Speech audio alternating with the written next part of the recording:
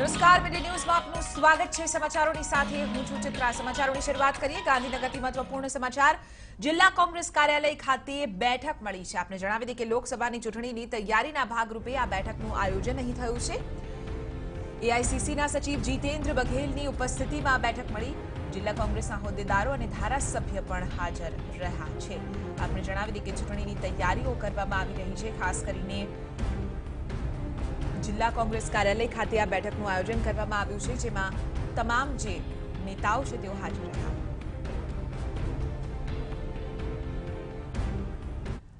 તો આજ મુદ્દે વધુ જાણકારી મેળવીશું ટીવી 9ના સંવાદદાતા યુનુસ ગાઝી પાસેથી। યુનુસ, એક રીતે જોવા જઈએ તો મિશન 2019 ખૂબ જ નજીક છે। લગભગ 60 દિવસ જેટલો સમય જ બાકી રહ્યો છે। તે પહેલા કોંગ્રેસે હવે કમર કસી છે। સાથે જ જો પ્રદેશ માળખાની વાત કરવામાં આવે તો કોંગ્રેસનું પ્રદેશ માળખું નબળું થઈ રહ્યું છે। આ બેઠકમાં શું આ બંનેની ચર્ચાઓ થઈ રહી છે?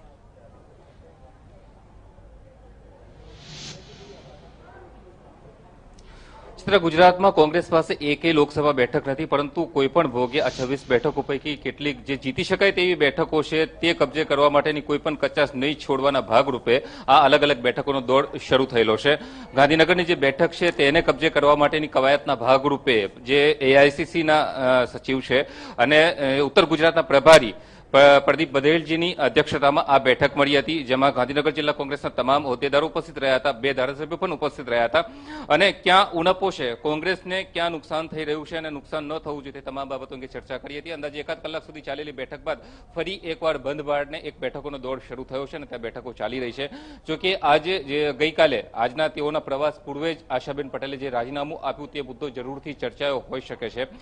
બેઠકમાં આ મુદ્દો નથી ચર્ચાયો, પરંતુ જે બંધ બારણે બેઠક યોજાઈ રહી છે તેમાં આ મુદ્દો ચર્ચાયો અને મીડિયાએ પણ તેઓને પ્રશ્ન કર્યો કે આશાબેન પટેલે રાજીનામું આપ્યું છે, સાથે જ અન્ય કેટલાક ધારાસભ્યો અને હોદ્દેદારો પણ કોંગ્રેસ છોડે તેવી શક્યતાઓ છે, પરંતુ તેઓ જે પ્રશ્નનો સીધો ઉત્તર આપવાનું ટાળ્યું હતું અને મહેસાણામાં જે અત્યાર સુધીનો તેઓ દેખાવ હતો તેનાથી પણ વધુ શ્રેષ્ઠ દેખાવ કરશે તેવું જણાવીને આશાબેન પટેલના રાજીનામાથી કોઈ ફરક નહીં પડે તેવો એક મીડિયાને સંકેત આપ્યો હતો। પરંતુ જરૂરથી આશાબેન પટેલના રાજીનામા બાદ ગુજરાત પ્રદેશ કોંગ્રેસમાં ભૂકંપની સ્થિતિ સર્જાય છે અને આશાબેન પટેલના માર્ગે જ અન્ય કેટલાક ધારાસભ્યો અથવા તો નેતાઓ પણ કોંગ્રેસ છોડી શકે છે તેવી શક્યતાઓને લઈને ડેમેજ કંટ્રોલની કવાયત શરૂ કરી છે। નેતા વિપક્ષ અને પ્રદેશ કોંગ્રેસના અધ્યક્ષ આ અંગેનું જે ઓપરેશન હાથ ધર્યું છે અને તેઓ કોઈ પણ ભોગે આશાબેન પટેલને મનાવવાના પ્રયત્નો છેલ્લી ઘડી સુધી હજુ પણ પ્રયત્નશીલ હોવાના જે સૂત્રો તરફથી વિગતો મળી રહી છે। સાથે જ આશાબેન પટેલ સાથે જે સંકળાયેલ અન્ય હોદ્દેદારો અથવા તો નેતાઓ છે તેઓને પણ મનાવવાની મથામણ ચાલી રહી છે। અત્યાર સુધી જે પ્રકારની પરિસ્થિતિ સર્જાય છે અને આગામી લોકસભાની ચૂંટણીમાં જેમ કે આપણે કહ્યું કે 60 દિવસ જ બાકી છે, તે દરમિયાન અન્ય કોઈ મોટા ગાબડાઓ ન પડે તે માટે પ્રદેશ કોંગ્રેસના જે હોદ્દેદારો છે તેઓએ કવાયત તેજ કરી છે। સૂત્રો તરફથી જે બીજી વિગતો મળી રહી છે તે મુજબ કેન્દ્રીય જે નેતાગીરી છે તેઓ દ્વારા આશાબેન પટેલના રાજીનામા પછી આ પરિસ્થિતિ કેમ સર્જાય તેની પાછળના કયા કારણો છે તે અંગે જે પ્રદેશ પ્રભારી પ્રદીપ બઘેલજી આવ્યા છે તેઓ પણ પાસે પણ વિગતો માંગી છે અને આ અંગે જ્યારે તેઓને પ્રશ્ન કર્યો તો તેનો જવાબ આપવાનું ટાળ્યું હતું। જો કે આ પરિસ્થિતિ સર્જાવા પાછળ કયા પરિબળો જવાબદાર છે, પ્રદેશનું નેતૃત્વ અને કેન્દ્રીય નેતૃત્વ આ માટે જવાબદાર હોવાનું ગઈકાલે આશા પટેલે મીડિયાને જણાવ્યું હતું, પરંતુ ખરા કારણો કયા છે તેનો એક અહેવાલ આ જે હોદ્દેદારો છે તેઓ પાસે પણ માંગવામાં આવ્યો છે અને જે પ્રભારી છે તેઓ પણ પાસે માંગવામાં આવ્યો છે।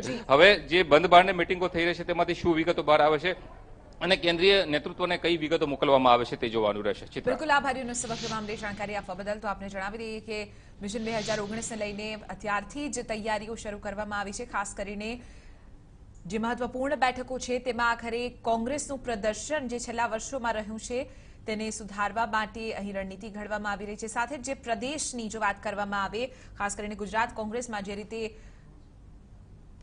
અત્યારે રાજીનામાઓનો દોર જોવા મળી રહ્યો છે, ધારાસભ્યો નારાજ ચાલી રહ્યા છે, તેમને મનાવવા માટે ડેમેજ કંટ્રોલ પણ અહીં તેજ કરવામાં આવ્યું છે।